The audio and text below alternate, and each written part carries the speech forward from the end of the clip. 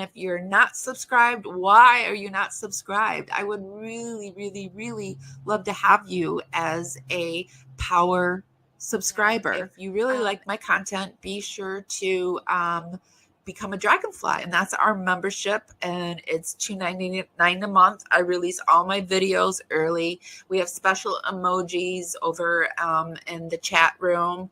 I kind of share things ahead of time with my dragonflies, and I go live sometimes just for the dragonflies. It's a way that I can support you guys and give you more content, and it's a way for you to support our channel. It's $2.99 a month, and I would love to have you. Hi guys, welcome to Para Women Radio. I'm Amy. When did Gypsy Rose Blanchard suddenly transform into America's sweetheart? A full-ass adult woman who committed matricide has somehow managed to snag the title in 2024. In the past, America's sweethearts were beloved figures like Meg Ryan, Julia Roberts, Shirley Temple, and Mary Lou Retton. So what on earth happened in 2024? How did a woman who orchestrated her own mother's demise end up being crowned America's sweetheart? More like America's shameful, not so little secret. Well, buckle up, folks, because we're diving into the bizarre mystery on day 9 of our Power Livemas, where we bring you a live event every day leading up to Christmas. I'm going to roll some credits while we wait for the rest of the Power crew to roll in. Shout out to my replay crew and my dragonflies. Welcome so far to all our new subscribers and members during Livemas 2024. I see you out there. And a big hug and a squeeze to my OG Power team. I love you guys. Guys, welcome to Para Women Radio. I'm Amy.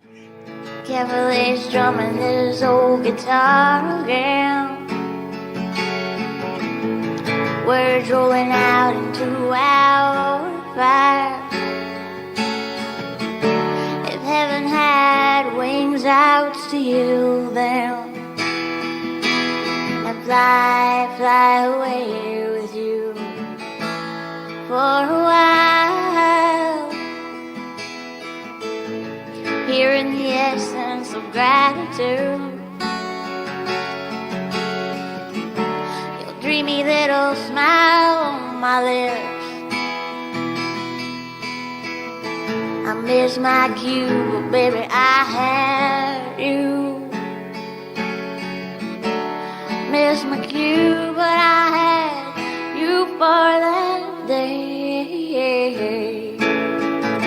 Here in the blue, I'm falling deep into you.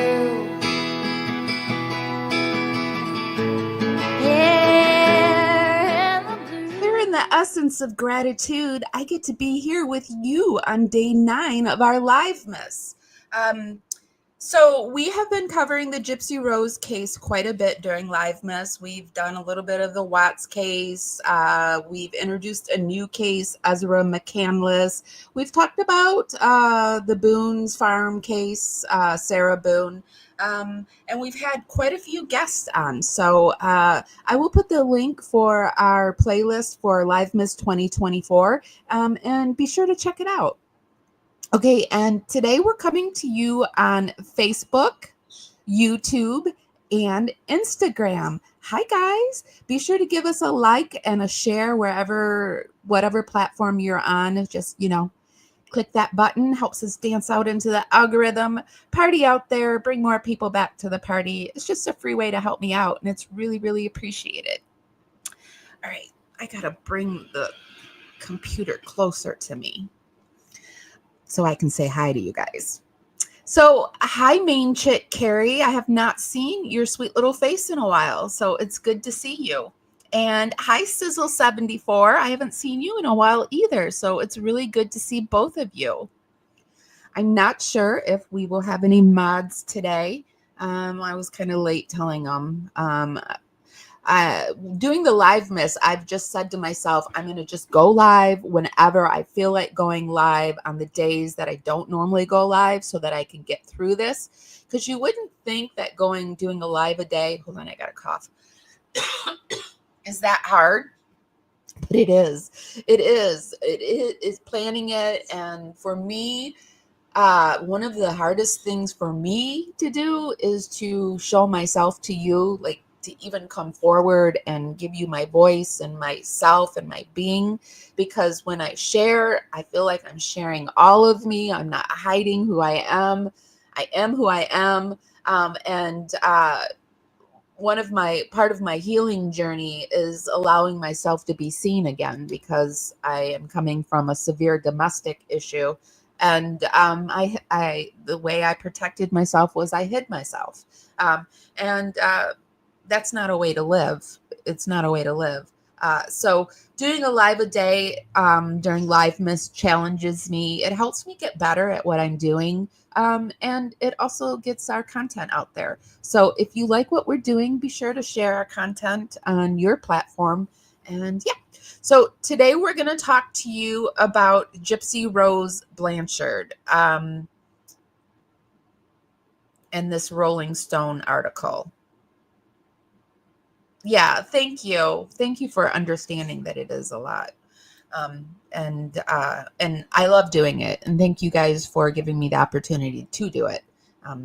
It's changed my life. So Gypsy Rose Blanchard was interviewed by Rolling Stone, and I haven't read it actually fully because it popped up just before I went live yesterday, and I screen grabbed it and then I moved on. But I did read parts of it, and in there it called her America's sweetheart. I was like, who calls her America's sweetheart? I've never called her America's sweetheart. I've never thought of her as being America's sweetheart. She's America's dirty secret. Although she's not a secret because she won't let herself be a secret. But it sent me down a rabbit hole. I was like, who the heck is calling her America's sweetheart? Well, it turns out people are calling her America's sweetheart. And so I thought we would go down that rabbit hole. We would look at past America's sweetheart, and then we would read this Rolling Stone interview together and be outraged. So that's the game plan for today. All right. So in doing the research, I typed in Gypsy Rose, America. Oh, I put American sweetheart, but America's sweetheart. I'm like, who the heck is saying this? Because I don't think they would just like dub her America's sweetheart to dub her America's sweetheart. Well, people are calling her America's sweetheart. And it looks like the Good Wives Network, Fancy, has a whole playlist, Gypsy Rose, America's Sweetheart Schmurderer.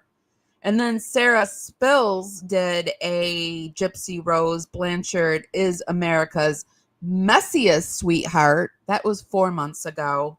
It looks like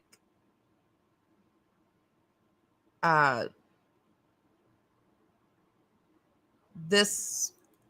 When did she post this first video? Let me see. Ooh, geez. This video was posted 1 year ago. So 1 year ago, Fancy called her America's sweetheart. And these are the only two that I've seen calling her it, but that's where we got America's sweetheart from.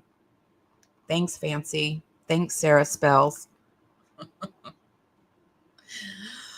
You're welcome, I'm sure they're saying. Okay, so and in doing the research, I was like, who did we used to call America's sweetheart? Just out of curiosity. True crime darling. That's another like something straight out of Gypsy Rose's fairy tale. Thank you so much, Main Chick Carrie, for the super sticker. I really, really appreciate it. And your support means everything to me. Conspiracy realists. Hey girl, hey. Hey everyone in the chat. Am I seeing this right? Yes, you are seeing this right. This devilish girl being called America's sweetheart. What is the world coming to? I'd like to know. She's the devil at the spawn. She's the devil of the spawn, or the spawn of the devil. Or the spawn of the devil, or the devil of the spawn. I'd like to send her back where she came from, if only. I wonder if 2025 will be the year that she goes back to wherever she came from. Some of our past America sweethearts were, well, the original Mary Pickford, and she was a silent era icon. I think there was a movie, she was in a movie recently, wasn't she? She was the first to hold the unofficial title of America's Sweetheart, a nickname reportedly given to her by influential theater owner David Grauman. The title would later be used in an ad copy for her films and by magazines writing about her work. In a 1918 feature in Photoplay magazine called Women I Have Loved, actor Elliot Dexter in enumerating all of the actresses who had served as his on-star love interest, wrote that Mary Pickford absolutely captivated me as she does everyone who goes near her. Her genius, her brilliancy, her charm, her beauty. Oh, what's the use? All of that has only been said 2,000 or 3,000 times more or less, and all of it's true. Do you think Gypsy Rose lives up to brilliancy, genius, charm? I don't know. Shirley Temple, who was one of my favorite. I loved Shirley Temple growing up. I even had a Shirley Temple doll. Several decades after Pickford pioneered the name, Shirley Temple took over as America's sweetheart, so effectively embodying the title that many have mistakenly called her America's first sweetheart. The dimpled ringlets sporting Depression-era child actor was famous by the time she was 6, singing and tap dancing her way through more than 40 films before she retired from pictures at the ripe age of 22 and selling millions of dolls in her likeness to American children in the process. Yeah, and the neighbor down the street stole it. I remember she had this little white frilly dress on with red polka dots. Could never keep her curls straight, though. Or they went straight. Probably because I tried to brush them. Moving on, Debbie Reynolds. Debbie Reynolds became America's latest sweetheart in the 1950s, starting with her star turn in Singing in the Rain. So she was 1950s. Unfortunately, Reynolds' position as America's sweetheart was often juxtaposed with the sex symbol status of her close friend Elizabeth Taylor. And I will put the link for everything that we look at during this live down in the YouTube show notes. Everything that we look at is my opinion, my research. I urge you to go off and do it on your own. I'll often talk over things or speed it up, or we won't read it in its entirety. But never you fear. For fair play use, we do put the link and we do cite our sources here on Parawoman Radio. Number 4, Mary Tyler Moore. Yes, ma'am. In the 1970s, Mary Tyler Moore took over the title of America's sweetheart, though there was often a caveat. Just as surely as Mary Pickford was America's sweetheart, Mary Tyler Moore is the viewer's sweetheart. I was just going to say, but Mary Tyler Moore was like a character, but still, she was what many American women strove to be. A UPI Newswire story about the Mary Tyler Moore show declared in 1972, not quite giving her the full title. Mary became a household name in the early 1960s while playing Laurie Petrie on the Dick Van Dyke Show. In 1977, the New York Daily News called her America's TV sweetheart. So there you have it. Mary Lou Retton. This was back when there was like 3 channels on TV, 4 channels on TV. And so when the Olympics rolled through, we all watched the Olympics, even if you weren't into sports. It was a thing. It was a big thing. And in the summer that Mary Lou came through, it was like, oh, I remember it. She was a female Olympian of the 1980s. Team Gen X here, by the way. Not all American sweethearts have been actresses. Walter Cronkite bestowed the honorary on gymnast Mary Lou Retton following her wins at the 1984 Olympics in Los Angeles. Olympic runner Mary Decker occasionally donned the label in the 1980s, too, as did tennis star Chris Evert and swimmer Janet Evans.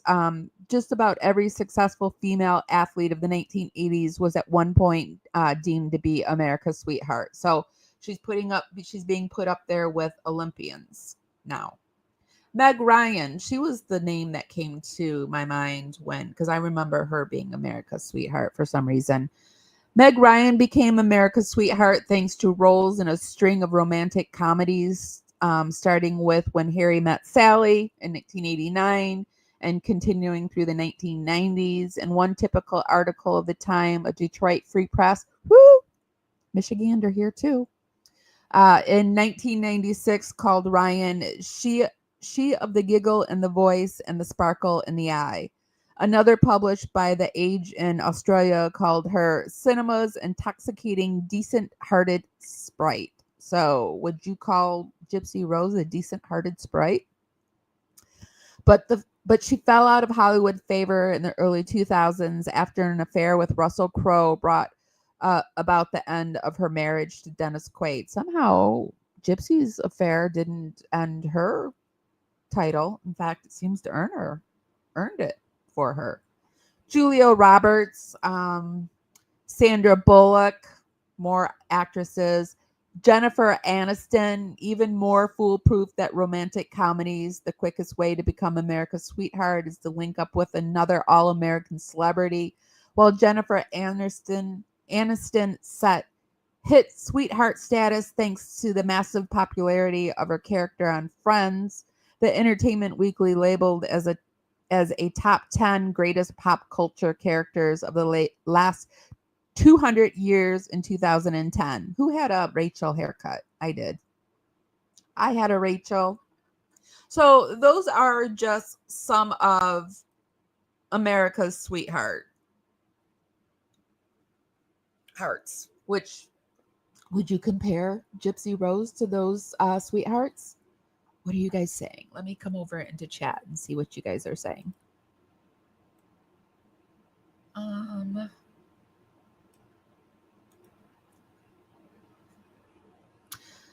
Yeah, something like that. I think everyone knows what I'm talking about. I'm so glad I was able to catch alive. Yes, I'm so glad. I don't know what you're talking about. You didn't say anything that I didn't understand. So, you're usually part of the replay gang. Love you too. Shirley Temple. Yep. She was one of my favorite sweethearts. Singing her songs, I can still belt out Shirley Temple songs. Yeah, huge Shirley Temple fan. Clara Bow was the it girl in January, said she was the it girl. I clearly remember that. Clara Bow. I don't remember Clara Bow, actually.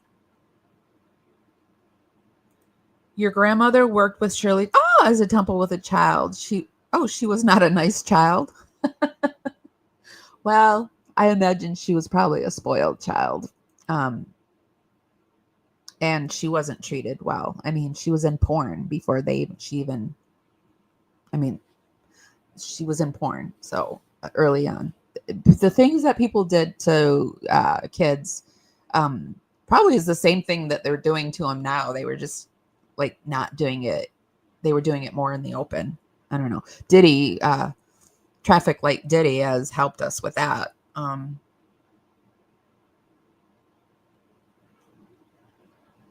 Oh, yeah, she sang on stage, didn't she? She could not sing, could she?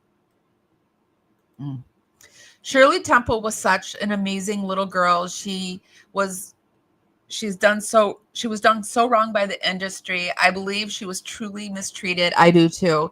A little girl on a ship with a whole bunch of men. Just disgusting. Not even just like in every movie she was like with tons and tons of men. And I mean, and it sounded like her mother was starstruck and ugh. Uh, Jennifer Aniston. Yep. Real Killers. Hey, Real Killers. I hope you're feeling good. Remember when she played as The World Turns? No, wasn't that Mommy Dead and not Mommy Dead and Dear Mommy Dearest, who played Joan Crawford? Didn't she do As the World Turns? I could be wrong. Um, the mainstream media is killing me, killing it. They're killing her. They're killing, but maybe they're what's going to help us bring Gypsy Rose down. Who knows? Hopefully. All right, so let's keep going. And now let's go in and take a look at this. This. Okay.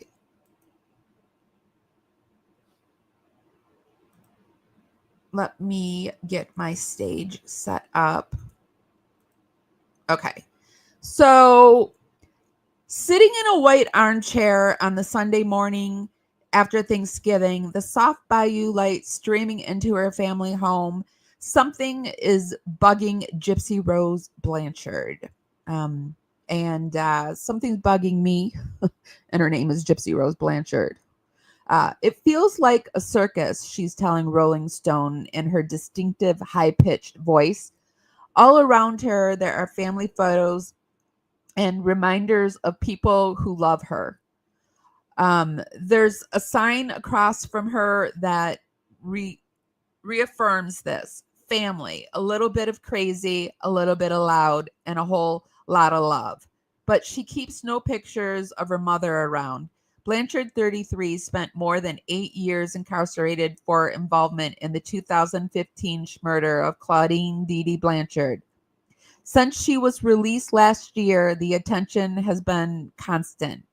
I'm not an animal in a cage, she says. Ugh. She is so dramatic and loves attention.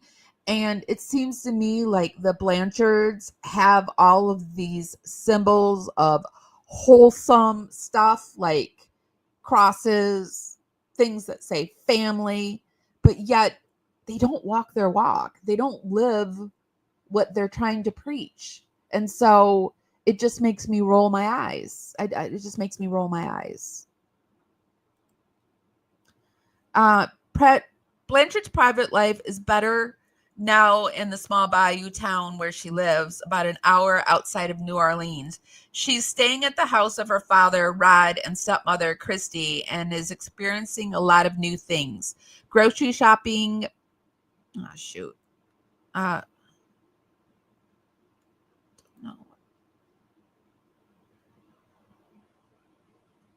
Grocery shopping, paying bills, doing laundry. She just returned from Florida. I mean, she's on parole and she's experiencing all of these things. It's just outrageous to me.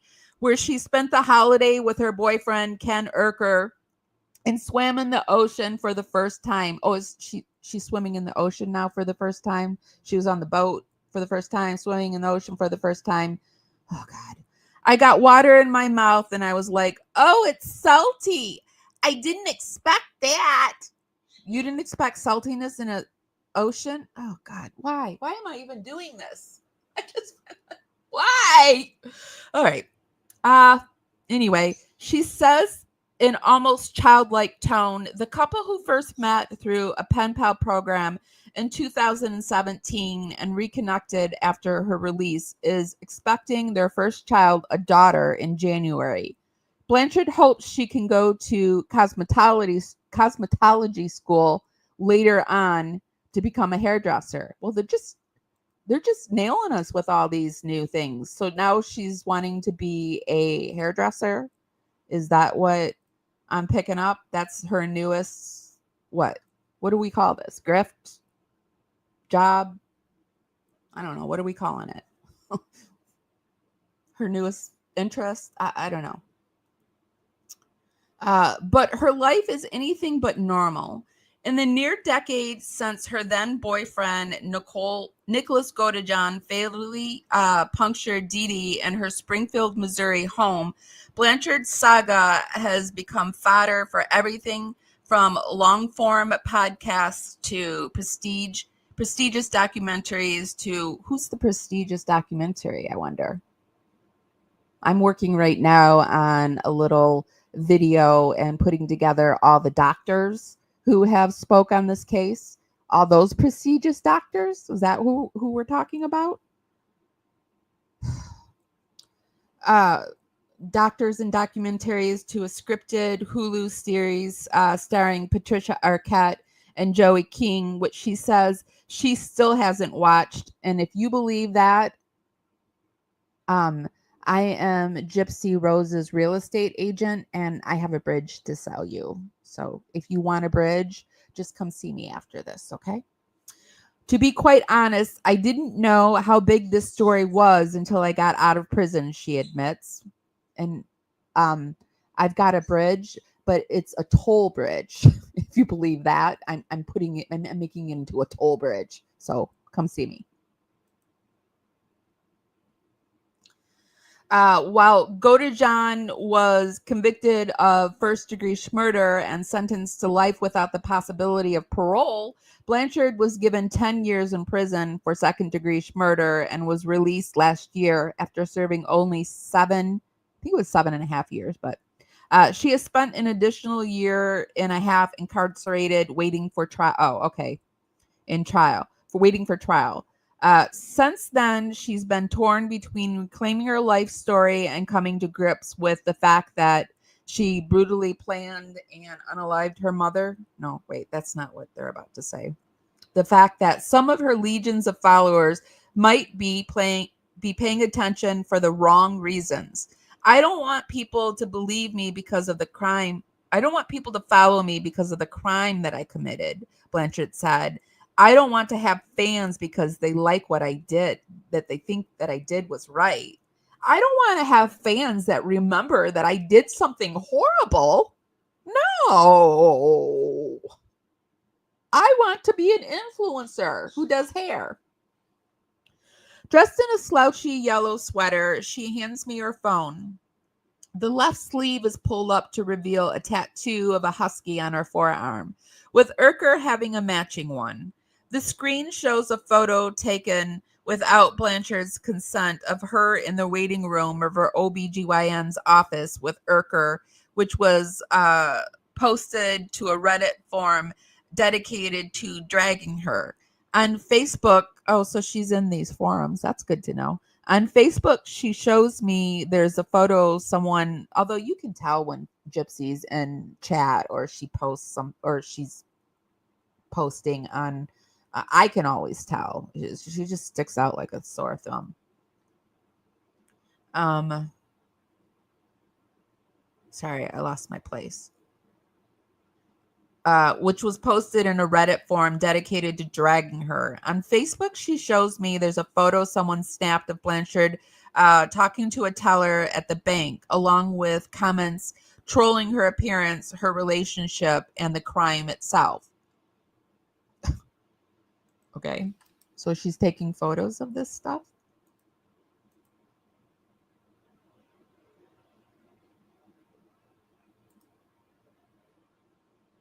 Interesting. Let me stop right here and come over and see what you guys are saying, and then we will continue on. I need to take a quick breather. Anyway. Oh, Gypsy Rose bugs me. She bugs me. I've been covering her a lot, Chris C. And so she's wiggling on that last nerve I have. Just wiggle, wiggle, wiggle, wiggle. Hi, Laurelyn. Oh, and hi, Chris C, by the way.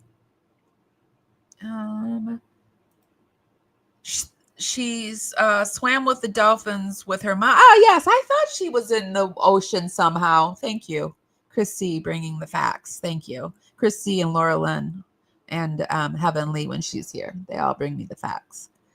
Those are my moderators, and they're the best. She is such a freaking loser. Sorry, you said liar. I'm getting kind of like, I could tell like I am annoyed by Gypsy because I'm getting my Gen X snark is like I'm wearing it on my sleeve. I've been following, I don't know if you guys follow Billy Carson. He's this guy who has come out and said that the Bible is fake and it's and aliens came down and gave, and they're the people in the Bible, and we do highly strange days on Sundays, and I've been kind of following this case to see if like maybe it's something I wanted to like start talking about. But then Billy Carson is this man who thinks he's just an amazing debater and got into this debate with this Christian scholar and he has just been like squashed like a bug, and it just brings those vibes to me. Has anyone been following the Billy Carson saga? Does anyone in? Are you guys interested in that type of stuff, like people trying to bring out religions and like exploring them, and he's almost has a cult like following. I'm interested in cults, and it kind of took my eye because it reminded me of like a cult. But anyway, you really like Billy Carson. Have you seen what's been going on with him lately?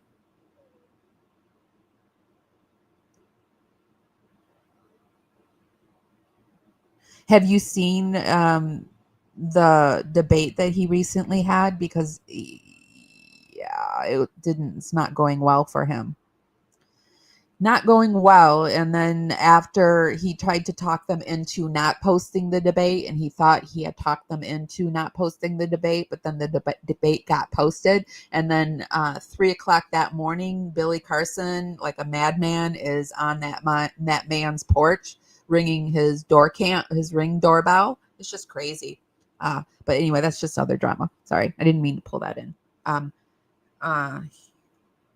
But I do like to follow a bit of drama. I don't want followers for my crime. Dang it. I want you to love me because you followed my narrative and you believe my lies. Yeah, she is a bit of garden gnome. Although I collect garden gnomes, and I would be horrified to have a Gypsy Rose gnome in my garden. All right, let me go back. I will continue reading. I'm ready to go back in, guys. Be sure to give this live a thumbs up. Helps me go out into the algorithm party out there. Bring more people back to the party. It's just a free way to help me out. Let me get that garden gnome thing off there. You're on fire lately, Laura Lynn, with the funny comments, though. Okay.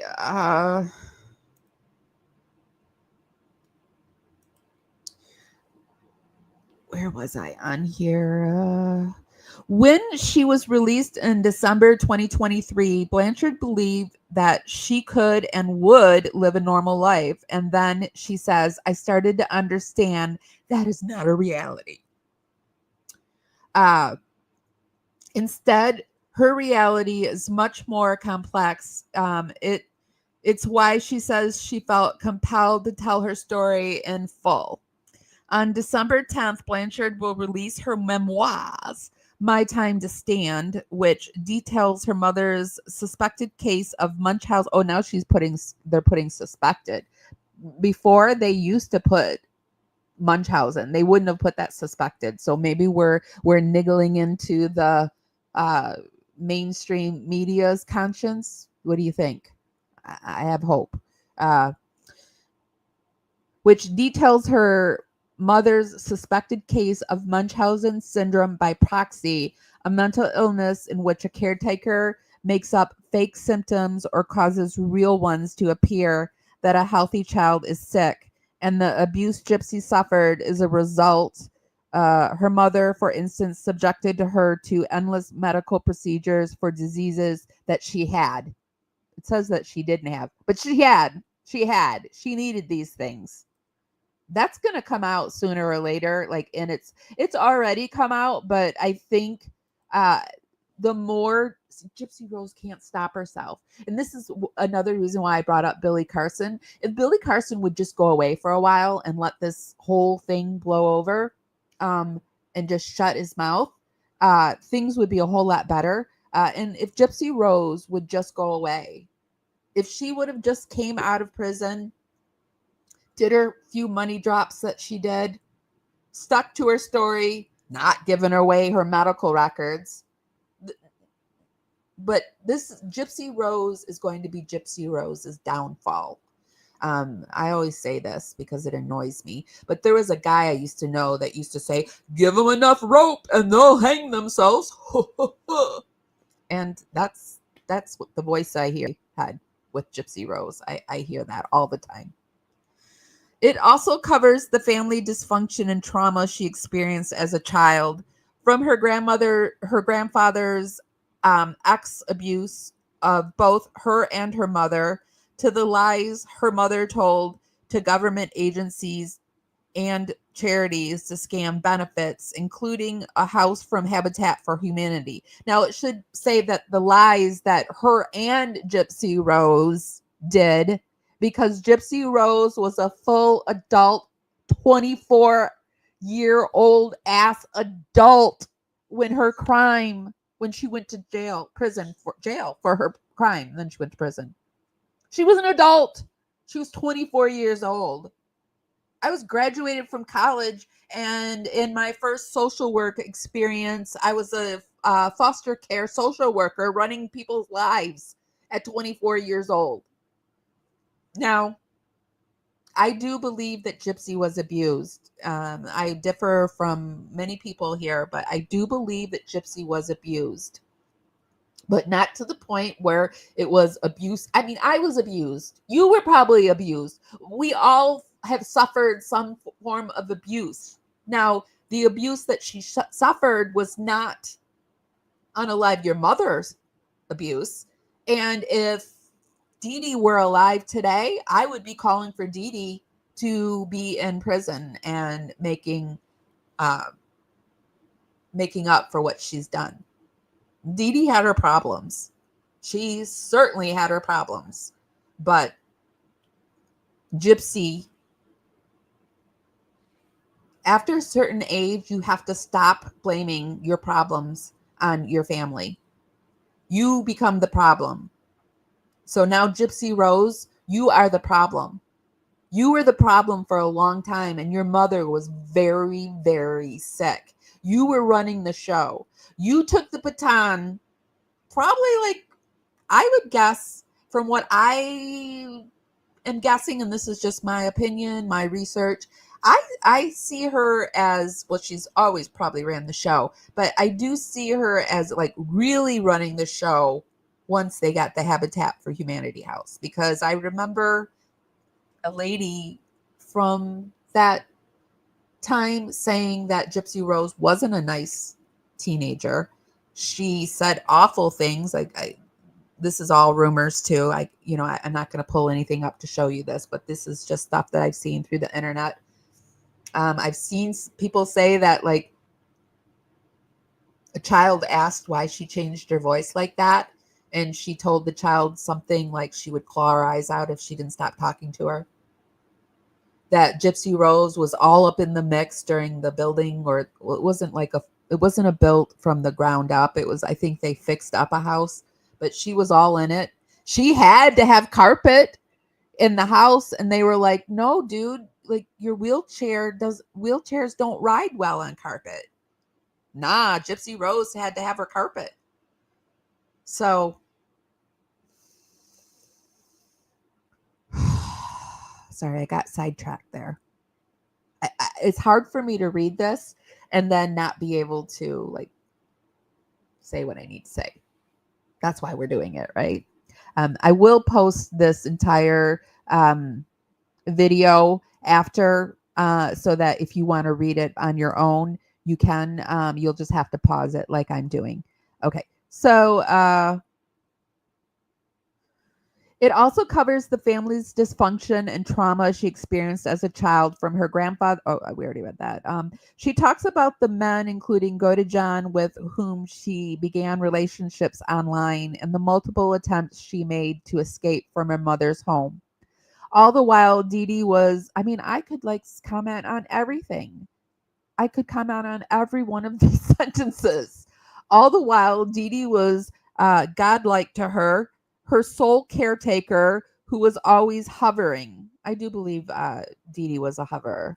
Um, Gypsy Rose will never find true love. Blanchard claims her mother would tell her Gypsy Rose will never find happiness. And we covered that yesterday. Gypsy is saying that her mother did this cow's tongue voodoo curse on her. We had TikTok. She's moving over to YouTube too. Creator Dysfunctional Cutie with us. And we talked about the voodoo, hoodoo, witchcraft, paganism of this crime. The memoir's release comes at a time of radical change for Blanchard in the past year. She divorced her ex-husband, whom she married in 2022, became pregnant, and had to learn life skills like balancing a budget that she was never taught growing up. While Blanchard's story has been across numerous platforms, she says the memoir is the first time she has full control of her narrative and the events leading up to the murder. After years of trying to move away from the crime, she is returning to the scene in her memory and in her own words. An author's note in the beginning of the book says that while some of Blanchard's memoirs have faded, while some of Blanchard's memories have faded, the memoir is true to my memory, and these memories have shaped my perception, many of which are also shared here. Drink every time she says memory. The book itself outlines the story of a young, oh gosh, I can't even. I feel like we need some sad music here. The book itself outlines the story of a young, poor girl growing up in Louisiana and Missouri, bound to a single mother who made Blanchard think that it was them against the world. To win, Dee Dee had to lie, cheat, and steal with Blanchard as an accomplice to her mother's fraud and a victim of her abuse. She worked with two writers for it, Melissa Moore and Michelle Matsarani. I don't think I'm saying that right, but who began working with her when she was still in prison and uncertain in my early release. I thought this was all Gypsy. Still has the same two people that she did the first one with. She's lived a lot of life, a life of ups and downs, but more ups than down, says her stepmother, Christy, who's been married to her father, Rod, for 25 years. She's doing all the things that her mom said she couldn't do, falling in love, getting married, getting divorced, reuniting with the love of her life, having their child, and even cutting the grass or taking out the garbage. Those are the things she couldn't do, I'm sure. It's very Kardashian.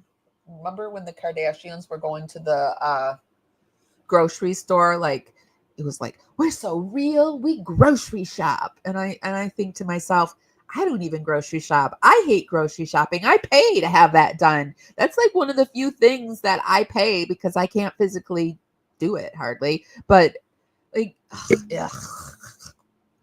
So fitting that she was on the Kardashians. Kardashians are another blackout creators that I, during the blackout where people were blacking out creators, I blacked out Gypsy Rose. I blacked out the Kardashians. There were a few other people I blacked out that I'm just like not supporting. I don't go to their pages. I have them blocked.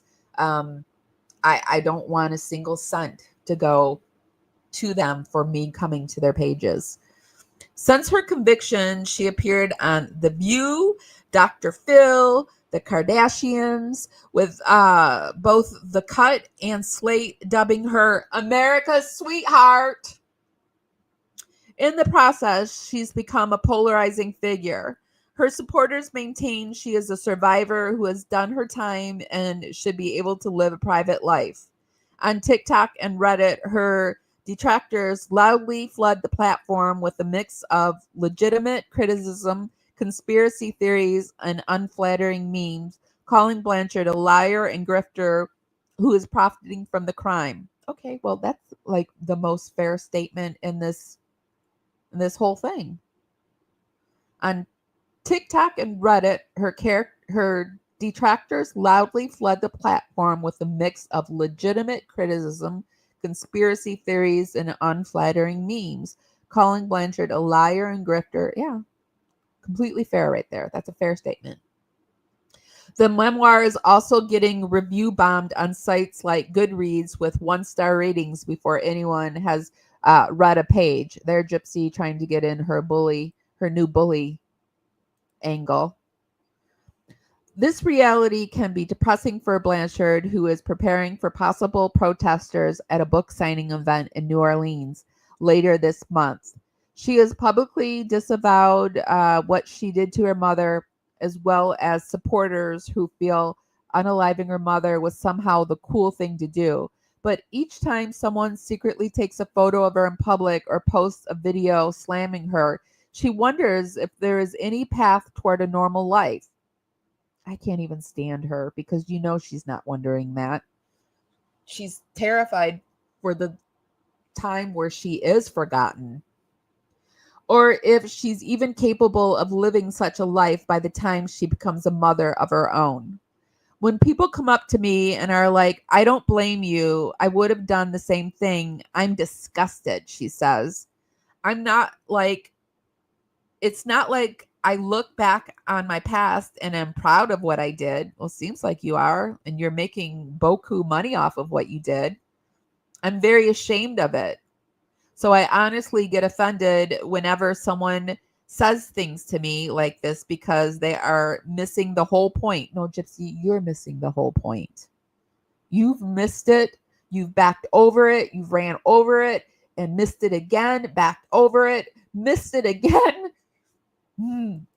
Dee Dee screams stay with Blanchard. So does the total silence that followed. Dee Dee screams stay with Blanchard. So does the total silence that followed the murder. To this day, I have never seen the crime scene pictures, she tells Rolling Stone. I heard her scream, but the aftermath of what happened is unknown to me.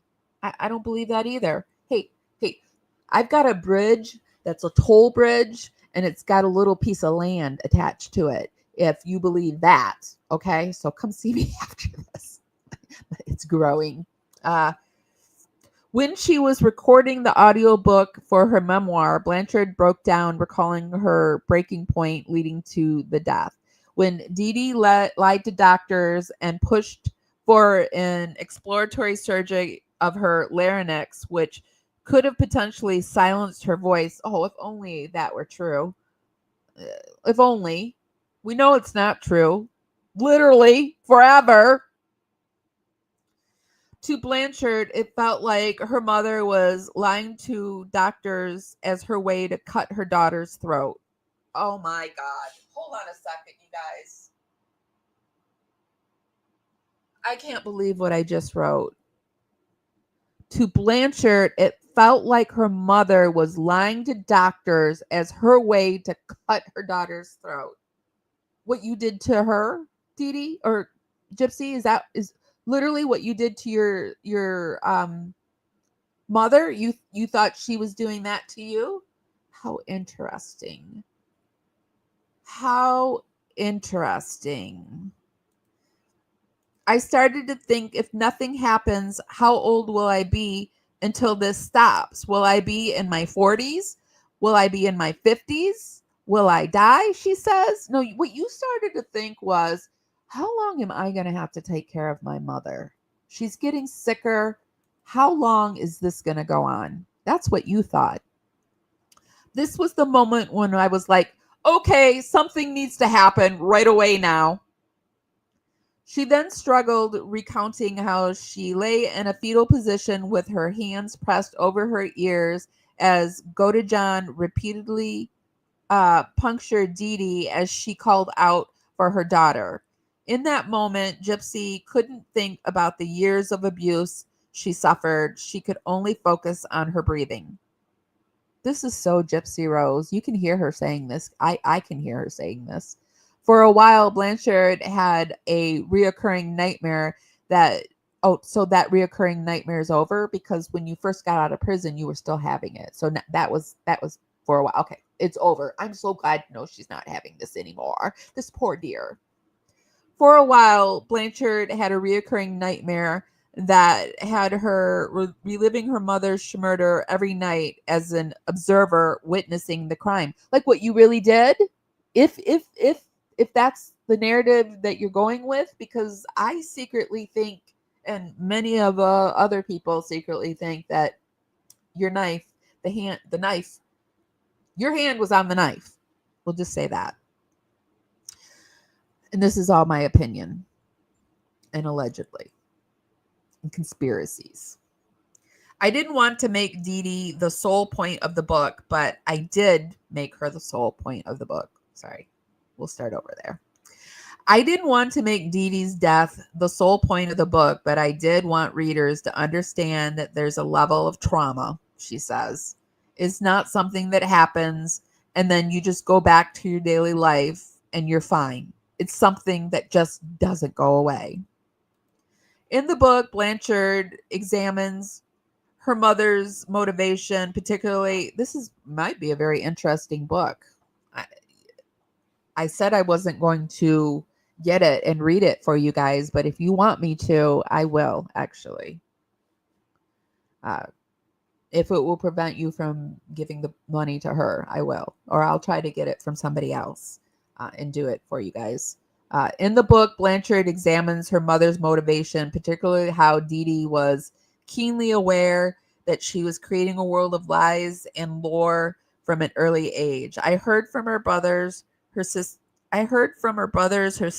that she was kind of the black sheep. She didn't just quite fit in, Blanchard says.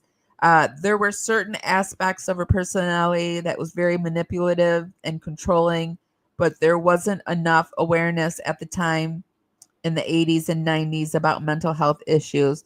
So it's just very, it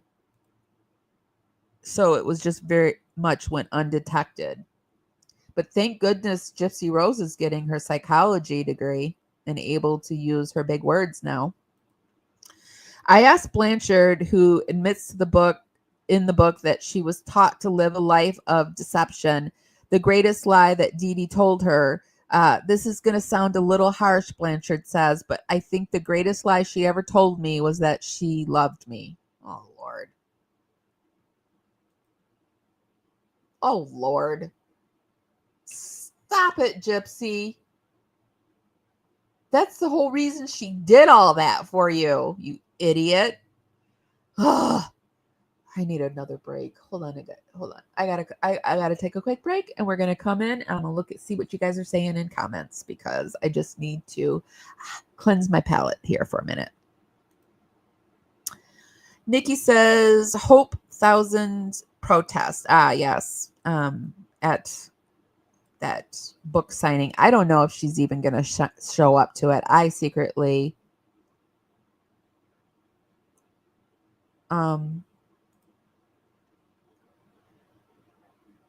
Nikki, did she? I checked this morning and it's still on. So the protest is still on, or the book signing is still on. I cannot see her having enough nerve to go, but then at the same time, I do see her as having enough nerve because she's like the kind of person where if you tell her not to do something, she'll do it to spite you. So I secretly hope she does show up because it's going to give us a lot of good content.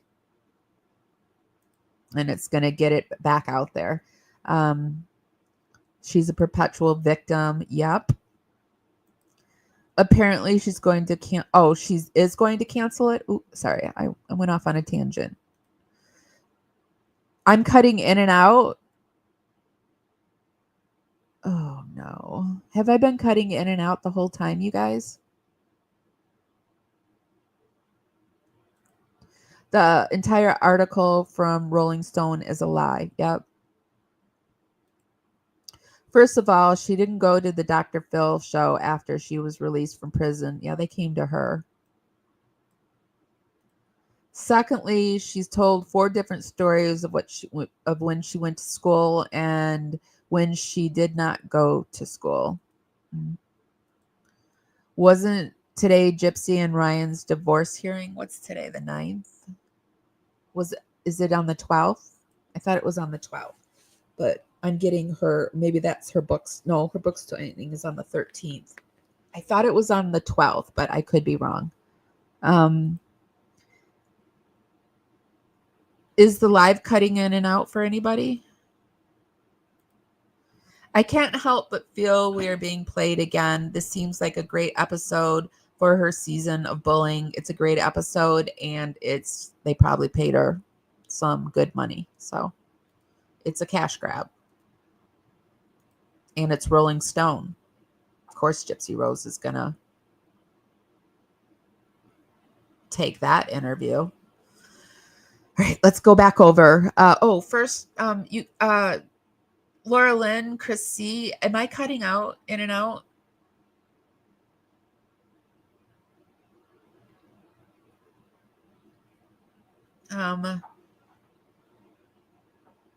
I hope not.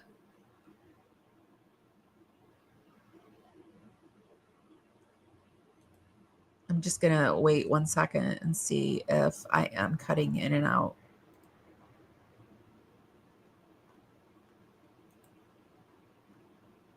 And while we're doing that, I wanted to really quick bring your attention to our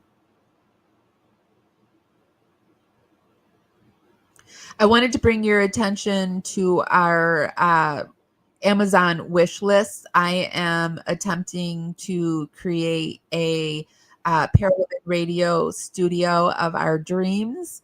And I have put together a Amazon wish list, and I would love it if you guys could support me. If sometimes people ask, like, what do I need? Well, this is what I need. I need everything. But I'm going to put the wish list down in the comments. And if there's anything on there that you would like to purchase for us, that would be amazing. I have put in, I need everything, a desk, a laptop. We want lighting. We need a new microphone. The whole microphone possibly cutting in and out made me remember this. I would just love to make this more professional for you guys. And so we're building our own studio, and any help that you could provide to us would be greatly, greatly appreciated. And if you can't do anything like that, then just giving our lives thumbs up, sharing it, subscribing, all of that helps us out. And those are all free ways to help us out. All right, let's go back into this.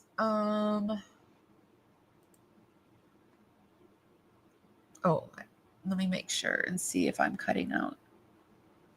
Sounds good. Okay. All right, good.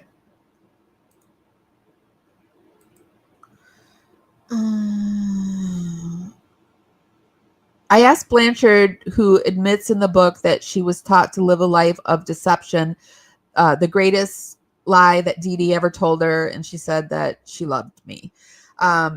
Matrasani, one of the Memoir's co-writers, understood early on that Blanchard did not want to make the book a justification for Schmurder as a response to lifelong physical, mental, and emotional abuse. This is a young woman who was really trying to make sense of why things happened the way they did and how things are not black and white. Matrosani tells Rolling Stone, it's very hopeful, it's dark, but it's hopeful. I would just say it's dark. Blanchard knows she's not alone in the morbid club of people who murdered family members who they claim abused them. She hopes now she's bringing up the Menendez. Now she's going to bring in the Menendez. She hopes the Menendez brothers, who are serving life in prison without the possibility of parole for the 1989 murders of their parents, are granted their freedom, as a resentencing hearing for the brothers is scheduled for January. As an interesting side note, I have seen videos coming out saying that the Menendez brothers aren't as pure and as wonderful as they would like us to think. But they always take responsibility for what they've done. They take responsibility. They don't say that they didn't commit the act of the K, you know. These are men that were always given stuff, so they come from never wanting. Even in prison, they never wanted. People give them stuff, and they treat themselves like celebrities. That's just a little side dish on the Menendez brothers that I've heard. I feel like they have paid their dues to society. 30 years is a long time, Blanchard says. I'm one of those people that feel they did their time for the crime. Let them have their freedom. I'm in support of anyone that has been a victim of abuse like that, because it's not something anyone should ever go through. Of course, you're in support of it. You didn't realize how many people were going to drug you for not being, for calling yourself an advocate, a prison advocate, but then knowing nothing about the major cases that are going on, except your own. And in my opinion, Gypsy Rose loves being called America's sweetheart. She is eating that shit up with a spoon. It's a little after 9 a.m. and now the house, which is covered in portraits of the family, including the pregnancy photos of a smiling Blanchard and Aerican basking in joy and golden hour lighting, is relatively quiet. Later, the family will watch the Saints play the Rams and put up Christmas decorations while stockings already hang around the fireplace. See, they just really try to make you think that they're this all-American family. In the coming days, a TV crew will arrive to shoot the second season of the Lifetime reality show Gypsy Rose, Life After Lockup, which we don't watch. She's planning to pre-sign hundreds of books ahead of the event in New Orleans, where online critics don't want her to profit off her past, say they're threatening to protest. Nobody's ever come up to me with anything negative to say, Blanchard says. That's why I've said this before too, but if I ever saw Gypsy Rose in public, I would pull a Cersei from Game of Thrones on her like nobody's tomorrow, and you would hear, shame, shame, and I would even try to get a bell and ring it. Blanchard maintains that she doesn't see herself as famous and never sought out attention. She can talk endlessly about how much the guilt, shame, and responsibility for her mother's murder weighs on her, but that still doesn't deter some young people from approaching the person they see as TikTok famous and saying they support her because she helped unalive her mom. It leaves her in no man's land, appreciative of the support, but decrying the catalyst for why some of her fans are there in the first place. She's talking about Joy Behar, I think. There's Gypsy Rose Blanchard from the media and documentaries, and then there's the Gypsy that my family knows, that my partner knows, that I know, she says. The two are in the same body, but I just kind of feel like nobody really knows the real me. Blanchard knows that some people will never let her live down her sins or the sins of her mother. She says that she recently tried to volunteer for Habitat for Humanity. Not this again. Which built and gifted the house to Dee Dee after the mother and daughter lost their Louisiana home to Hurricane Katrina. But Blanchard says the organization declined her offer in part because Lifetime wanted to film the experience for the reality show. I did express that I would like to make amends for what my mom did. And of course, she's going to blame it on Lifetime. They wouldn't take it because of Lifetime, not because I'm a horrible human being and that I really should still be in prison. No, not that. And I get neglect. Oh, I did express that I would like to make amends for my mom did, and I got rejected, she tells me. I found that not everybody forgives. A spokesperson for Habitat for Humanity did not respond to a request for a comment. She also understands that there appears to be disconnect between saying she wants a private and quiet life with her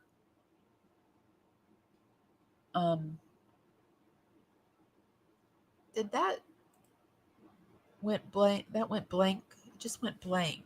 Hold on a second, you guys.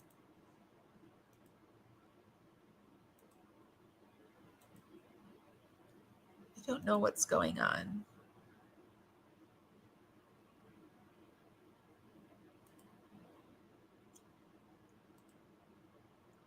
Let me see if I can fix it.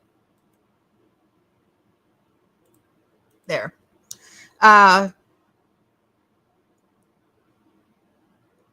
Wants a private and quiet life with her burgeoning career as a social media influencer and reality TV star. Blanchard has recently stayed in the headlines on gossip sites thanks to her posting the results of a paternity test to prove that Aerican is the father and quell rumors that the child was her ex's. It's how is it? It's how it is right now, she says. I don't think the public will ever let me fade into obscurity, although altogether. I think there will always be curiosity about what I'm doing in my life. At least she hopes. And I have come to accept that. And she's going to do anything to make that a reality. But after the show is finished filming, what she says will be the last season, Blanchard wants. Oh, this is supposed to be the last season this year? Okay. Blanchard wants to disconnect, just like the baby's not going to be a part of it. Okay. Blanchard wants to disconnect and plan her exit from the public eye. Okay. All righty.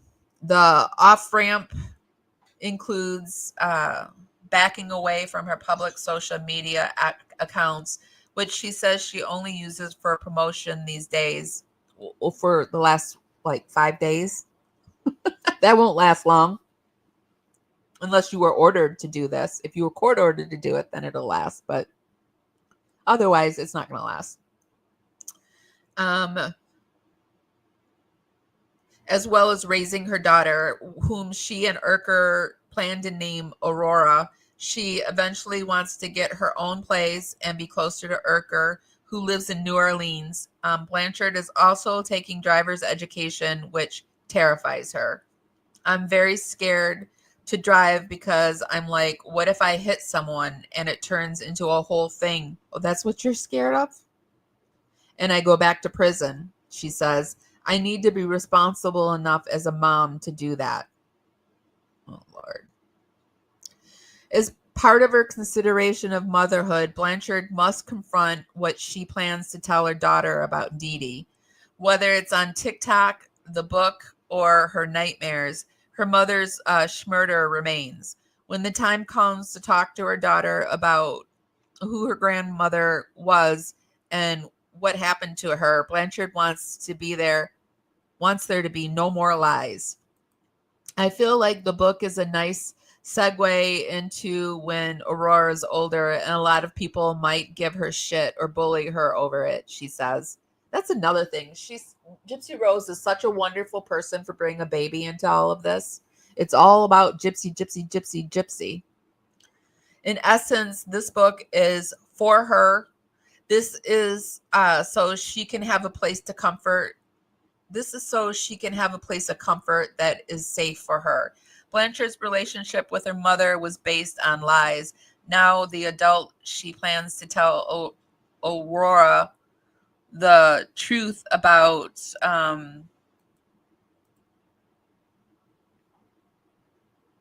how every choice she made in her life, whether it was right or wrong, has been the hope of having her own daughter. Where do I go from here is constantly what I'm asking myself, because I'm trying not to look back, she says. I'm always like, this is what happened. Now, what do I do to live for? No. This is what happened. Now, what do I have to live for? And that is the article. What do you guys think?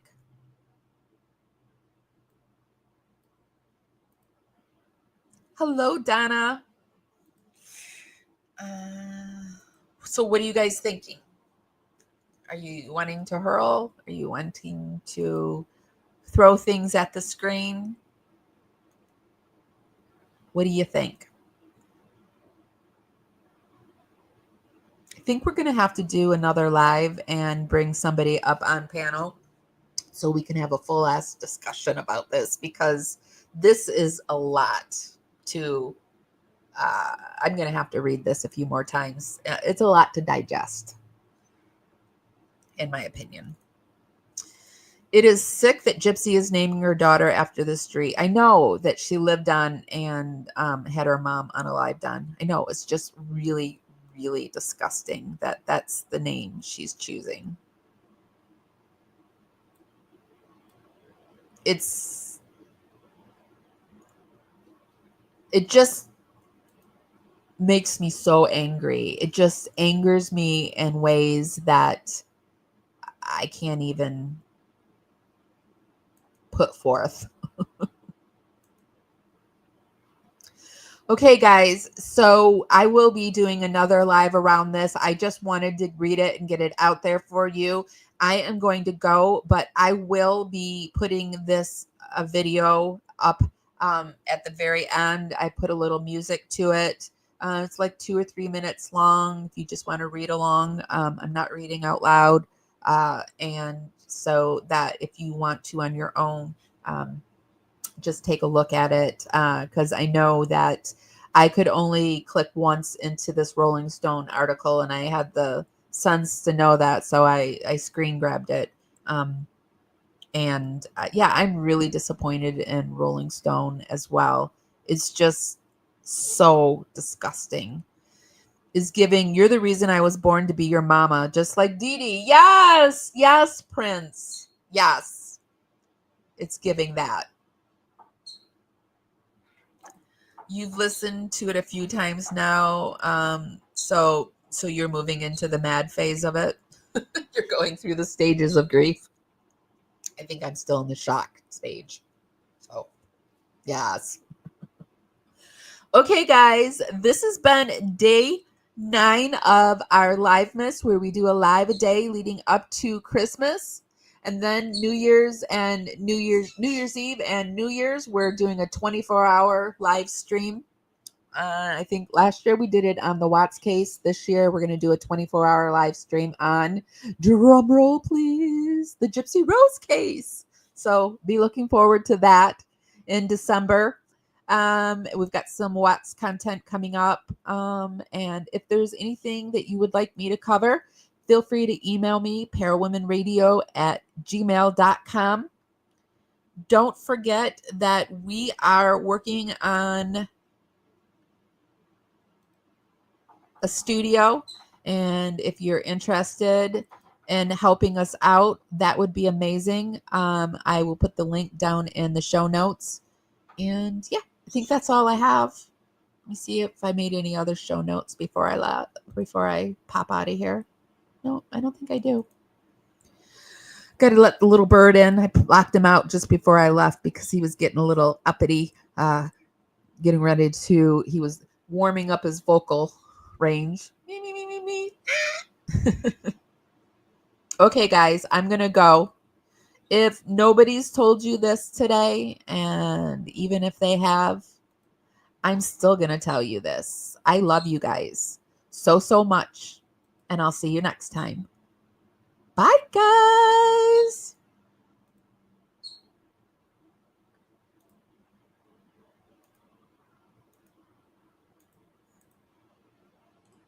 I was standing by my window on a cold and cloudy day when I saw that hearse come rolling for to carry my mother away. I told the Undertaker,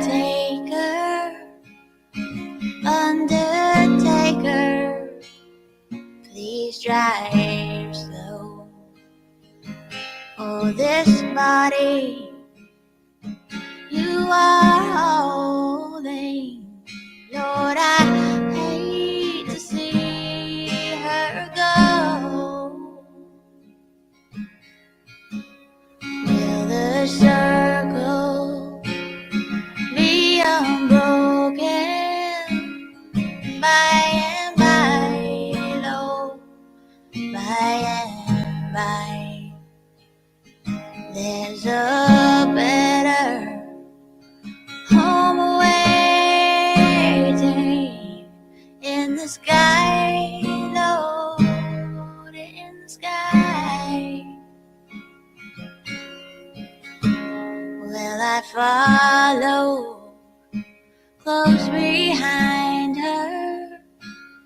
I tried to hold up and be brave, but I could not hide my sorrow. And if you're not subscribed, why are you not subscribed? I would really love to have you as a power subscriber. And if you really like my content, be sure to Dragonfly, and that's our membership, and it's $2.99 a month. I release all my videos early. We have special emojis over in the chat room. I kind of share things ahead of time with my Dragonflies, and I go live sometimes just for the Dragonflies. It's a way that I can support you guys and give you more content, and it's a way for you to support our channel. It's $2.99 a month, and I would love to have you.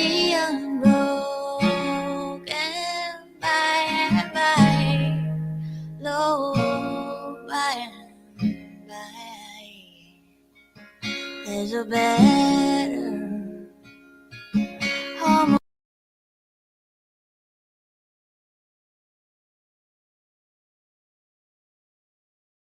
Guys, welcome to Para Women Radio. I'm Amy.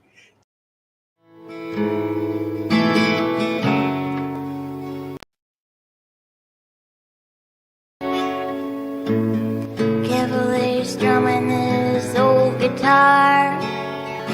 Hi guys, welcome to Para Women Radio. I'm Amy.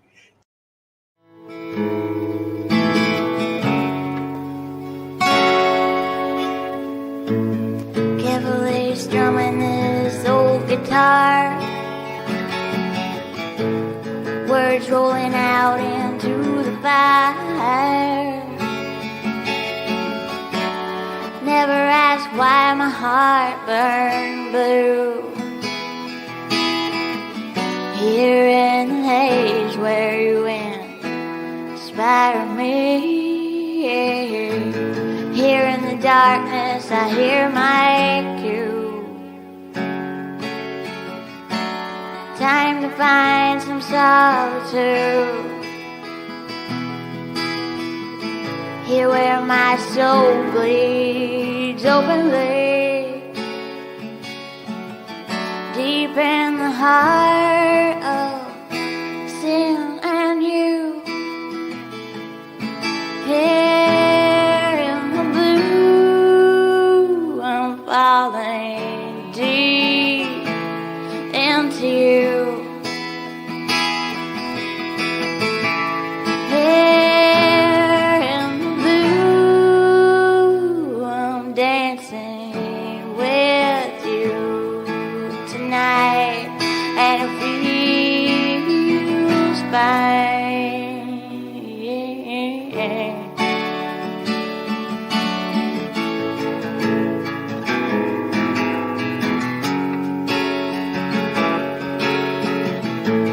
Carefully strumming his old guitar again.